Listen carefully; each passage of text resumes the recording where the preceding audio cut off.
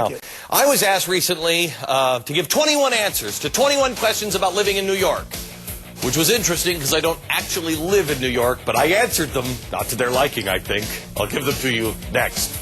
Well, now that I'm a best-selling author and a Manhattan media darling, I am constantly being courted by the local press. I mean, they want to know everything I think about all kinds of things, from politics to panhandlers. In fact, the recent online issue of New York Magazine features yours truly in a little column called The Daily Intelligencer, where they ask big-time celebrities and me 21 questions. And the celebrities not so much answer those questions, but they think up delightfully witty bon mots that self-important New Yorkers chortle about on their way to buy overpriced coffee. Well, it's great. Well, I think I did pretty well, especially when I compared, my answers to others. I mean, for instance, they asked me who my favorite New Yorker was. I, of course, answered the old lion, Teddy Roosevelt.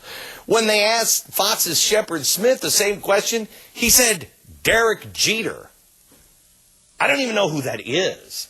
When they asked who my mortal enemy was, I answered, almost everyone between 63rd and 86th Streets. See, that's New York's Upper West Side, mostly filled with elitist liberals, like my writer John Bobby, who confuses pretense for substance. They all want to kill me.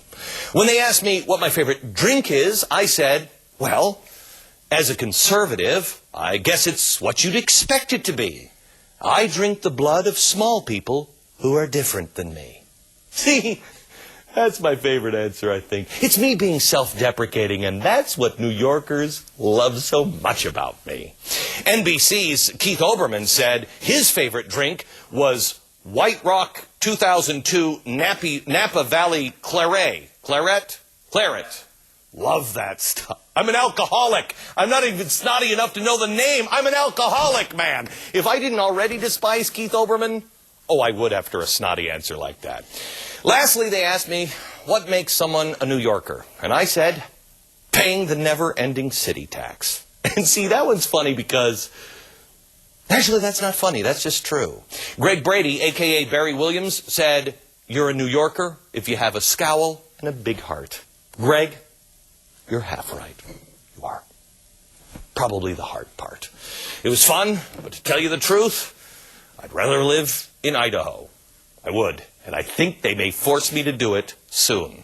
Don't forget, if you want to know what's on tomorrow's show, if you'd like a little more in-depth commentary on the news of the day or actually see that article, sign up for my free daily email newsletter at the all-new, completely redesigned GlennBeck.com. That's a fancy internet thing, by the way. From New York, good night.